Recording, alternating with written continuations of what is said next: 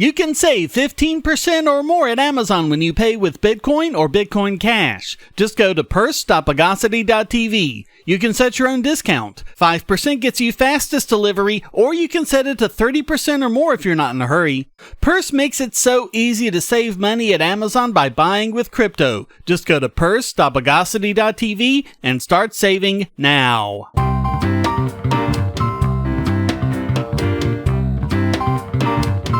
Welcome to the Bogosity podcast for the week of November 3rd, 2019. The podcast that's so fine, there's no telling where the money went.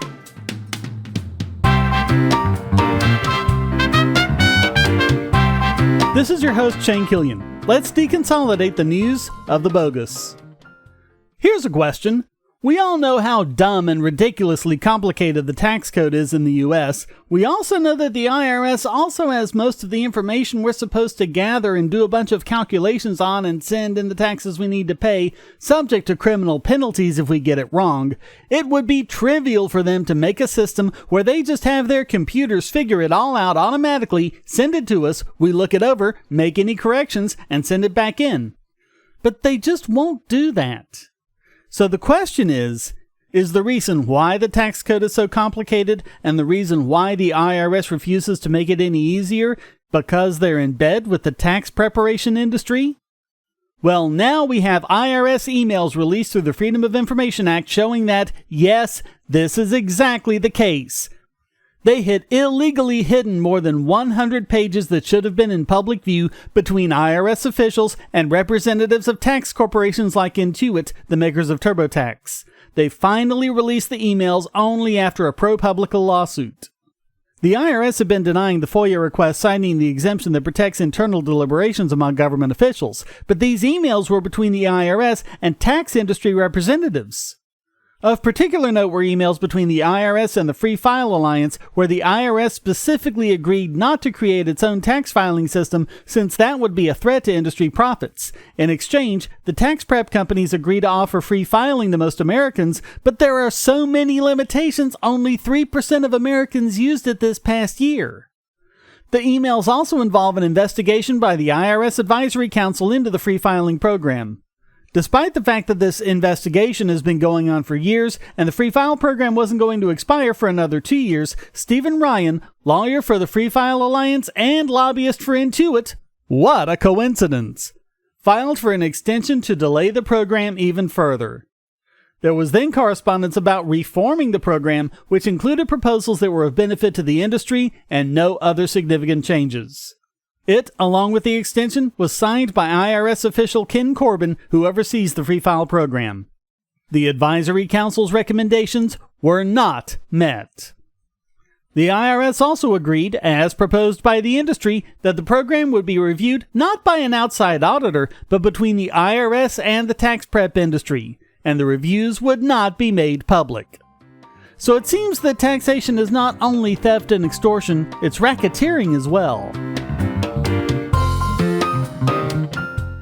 Ads are annoying, but ad blockers prevent publishers from making money. What if you could support your favorite websites, YouTube creators, Twitch streamers, social accounts, and many more ad-free and without paying anything, and even make some money yourself? It's not a pipe dream, it's airtime. Go to airtime.bogosity.tv and get the browser extension, and you'll earn cryptocurrency for the sites you visit, and so will the publisher. This is not a crypto miner. You and the publisher will both get part of the reward from current miners of the BitTube cryptocurrency, with no middleman taking a cut. Even if the publisher hasn't signed up yet, his tube will be put into a dedicated wallet that he can claim upon sign up. You can also use your tube to tip publishers and even purchase products. Airtime monetizes users and publishers with no ads or crypto miners. Go to airtime.bogosity.tv and start making money now. Say, if you're tired of the promos in this podcast, well, the patrons got it early and with no ads or promos. Just go to patreon.bogosity.tv and donate at any level. We've talked before about WhatsApp, Facebook's messaging services that's based on the end-to-end encryption protocol Signal, but we've also talked about why WhatsApp isn't quite as secure. As we've mentioned, it's used by some 1.5 billion people around the globe, and it's also been the enemy of freedom-hating governments such as Brazil, who have tried to prosecute the WhatsApp developers because they can't spy on the messages. There have been hacks on WhatsApp that allow people in, though, and the Israeli surveillance firm NSO Group has been one of the main groups engaging in them. Now, Facebook is suing them. Earlier this year, a vulnerability in WhatsApp allowed attackers to remotely install the Pegasus spyware on Android and iOS devices. Pegasus was developed by NSO, and it allows them to obtain text messages, emails, WhatsApp chats, contacts, calls, location data, microphone and camera recordings, all sorts of stuff. Facebook's lawsuit also says they violated WhatsApp's terms of service. Now they're in trouble. NSO has sworn on its honor as a Boy Scout that it only uses the spyware for good, using it for legal purposes on behalf of governments for law enforcement purposes. Well, as John Lennon sang, instant karma's gonna get you. As it turned out, NSO broke into the phones of some 1,400 diplomats, political dissidents, television personalities, journalists, and even senior government officials. As the saying goes, never give someone a gun unless you're sure where they're going to point it. The NSO hacking has been implicated in human rights abuses in Latin America and the Middle East, and even an attempt to spy on Amnesty International. There were also victims of the hacking system in the United States, UAE, Bahrain, Mexico, Pakistan, and India, and included government officials. If you're a government official who's been a victim of this, take note. In fact, even if you haven't been a victim, still take note because you could be. Allowing a system that enables you to spy on the enemy also enables the enemy to spy on you. Anything that allows you to spy on the people, even for legitimate law enforcement purposes, allows people, including foreign states and terrorist groups, to spy on you. We either secure everyone's communications or everyone is vulnerable, including you.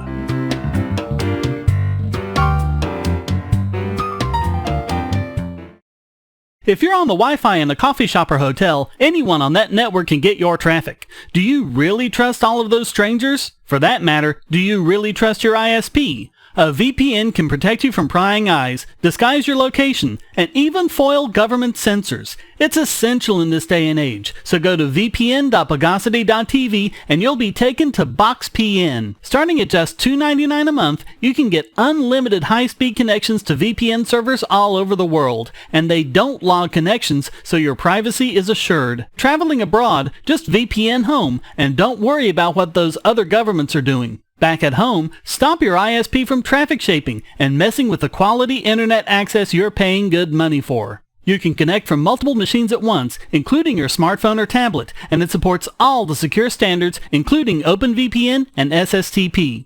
Bypass censors and surveillance with your own secure VPN connection. Go to vpn.bogosity.tv.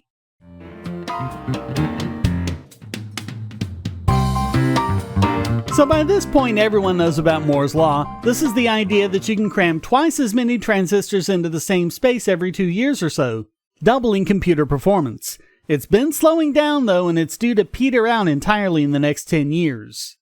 But people still want computers to be faster, so processors and support chip makers have been coming up with all sorts of ways of speeding up processes without having to cram in more cores. The problem, as we've talked about, is that we now know they can lead to side-channel attacks such as Meltdown and Spectre. The basic idea is that hackers could use these speed-em-up features to get data from other processes that it's not supposed to have. And this could even include data such as private keys for encryption or cryptocurrencies. More and more attacks based on these techniques have continued to surface. System updates can mitigate these attacks by turning these features off, but unfortunately that means slowing down your computer. Linux maintainer Greg Crow-Hartman has had a lot to say about this recently with comments such as, "Intel once again owes a bunch of people a lot of drinks for fixing their hardware bugs in our software," and "We are slowing down your workloads, sorry." And he says it's a real problem, quote, "I see a slowdown of about 20%. That's real. As kernel developers, we fight for a 1%, 2% speed increase, put these security things in, and we get back like a year in performance. It's sad." And it could be a major problem for data centers who rely on speed and for whom upgrades would be expensive, so they might have to consider taking the risk and not applying these mitigations. Fortunately, they may be alright doing so, at least for now, because there are no reported attacks in the wild because these side-channel attacks are difficult to engage in. But on the other hand, they're also difficult to detect, so this may be a situation where we don't know what we don't know. But I think we're getting to the point where we're going to have to accept the reality I've been pointing out for quite some time now. Our hardware is only going to be getting marginally faster in the future, but customers are still going to be demanding faster computers. To do that, the software is going to have to be made more efficient. And to do that, programmers are going to have to revive the optimization techniques so many of them so stupidly eschewed 30 years ago. The minimum viable product just isn't good enough anymore. Cut out the bloat! Are you listening, Microsoft? Adobe? Anyone?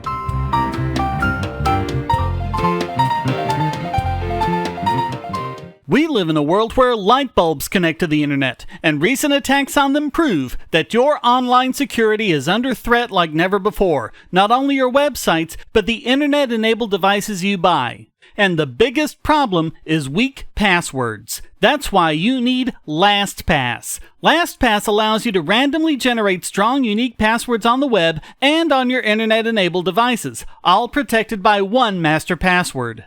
LastPass sets up in minutes and gives you secure automatic logins throughout the web, synchronizing across all your browsers, all your computers, and even your mobile devices, at home, at work, or on the road.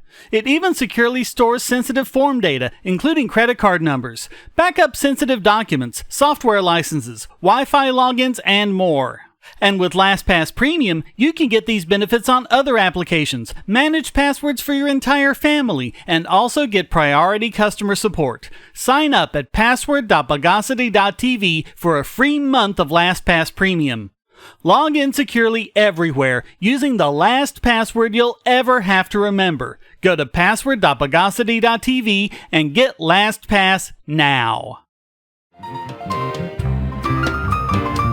And now it's time to sectarianize this week's biggest Bogon emitter. And this week it goes to Democratic Senators Elizabeth Warren and Ron Wyden for another ridiculous attack on online services they clearly don't like. They want the government to investigate Amazon's role in the Capital One breach. What about investigating Capital One's role in the Capital One breach? Or are you getting too many campaign donations from the banking industry? So we talked about the Capital One breach where a former Amazon employee broke in and stole the personal data of 100 million customers. She was able to get in via a forged server request, which was due to a badly configured firewall at Capital One. The senators want to blame Amazon for this because Capital One was using Amazon's AWS cloud service. But the thing about a cloud service is, if you have bad data on your network, the cloud service will happily cache and pass on that bad data. The vulnerability was due to a misconfiguration on Capital One's part and not specific to the cloud. AWS was not compromised in any way. Also, this was not the way the hacker got in, but one of a series of steps she used, and she could have substituted any number of other techniques for this one. According to an AWS spokesperson, quote, "As Capital One has explained, the perpetrator attacked a misconfiguration at the application layer of the Capital One firewall. The SSRF technique used in this incident was just one of many subsequent steps the perpetrator followed after gaining access to the company's systems, and could have been substituted for a number of other methods given the level of access already gained." This smacks of hindsight bias. Just because she did get in this way doesn't mean she wouldn't have been able to get in if AWS had been operating in a different way. It's also ignoring any problems mitigations can cause, including further security holes. Even Capital One has said it was due to a misconfiguration of their firewall and not anything AWS did. I mean, this was all settled back in July. I'm including a link to a Newsweek story from back then so you can see for yourself. Nonetheless, the senators, who have had Amazon on their hit list for quite some time, have asked the FTC to investigate AWS's culpability in the breach. And the timing of this is, shall we say, interesting because it comes just before Amazon was set to win a 10-year, $10 billion contract from the Defense Department. Cloud services from Microsoft, Cloudflare, and others do have SSRF protections, so perhaps the question should be asked as to what steps AWS and other cloud providers can and should take to prevent this kind of attack. But actually blaming them for it? Claiming they had a role in the attack and having them investigated when Capital One themselves say it was their fault and not Amazon's? That has to make Senators Warren and Wyden this week's biggest Bogon emitter.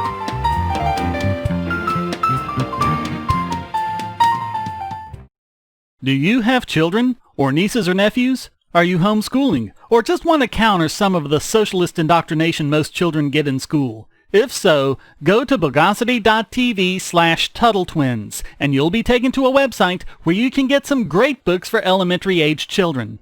The Tuttle Twins books are books about liberty and free market economics that include children's versions of Bastiat's The Law, Leonard Read's I, Pencil, and Hayek's The Road to Serfdom, as well as books about the Federal Reserve and how regulations protect business cronies. They'll learn about the harm caused by eminent domain, or regulations passed in the name of safety, and fundamental concepts of liberty. And as you can see from the sample pages on the website, they're all easy to read and nicely illustrated. They're just $9.99 a piece, or get a special discount as well as free bonuses when you purchase all 5. You can even buy in bulk to donate to schools and local libraries. So get the Tuttle Twins books at Bogosity.tv/TuttleTwins.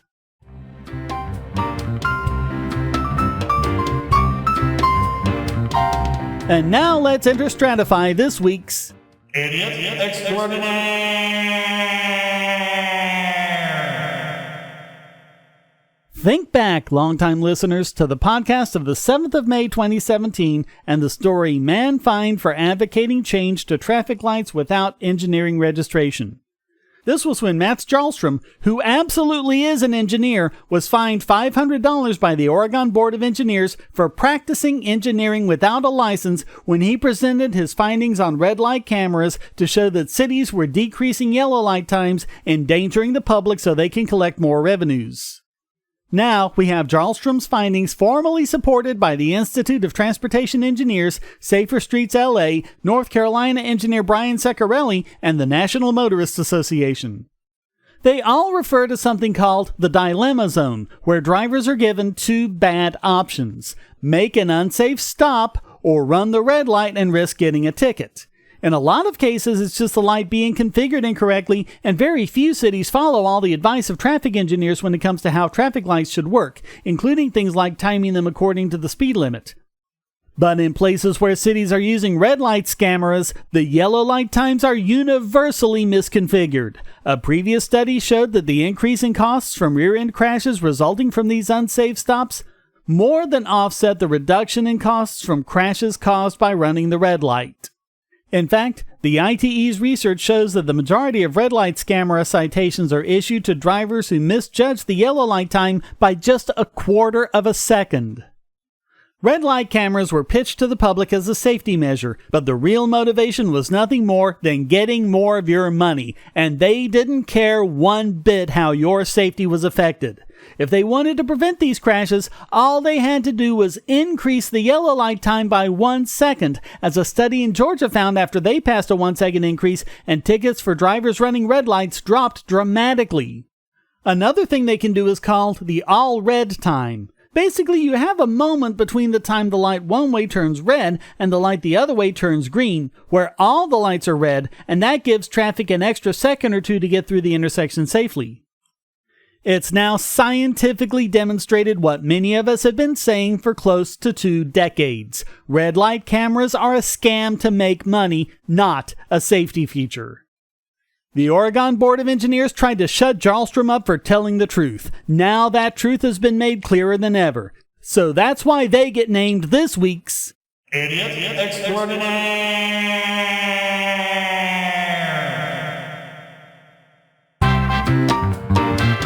Well, that wraps up this Forward He Cried from the Rear edition of the Bogosity podcast.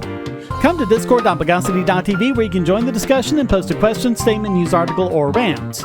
This podcast depends on you to keep going, so please go to donate.bogosity.tv where you can give using PayPal or crypto, or subscribe at Patreon or Subscribestar to get the podcast and YouTube videos early and ad-free. You can even support this podcast for free with the airtime extension. Thank you for listening. Until next time, here's a quote from Frederick Douglass. No man can put a chain about the ankle of his fellow man without at last finding the other end fastened about his own neck. The Bogosity podcast is licensed under Creative Commons Attribution, Non-Commercial, No Derivatives 4.0 International License.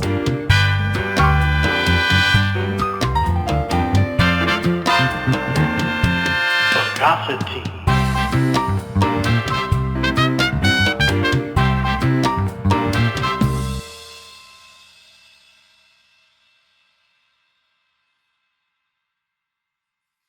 Christmas time is coming, and the most classic of Christmas stories is A Christmas Carol. But how much do you know about the original Charles Dickens novella? Have you dismissed it as a children's book with one-dimensional characters amounting to nothing but platitudes and cliches? Maybe your appreciation of the book was even muted by those dry, boring, annotated books they made you read in school.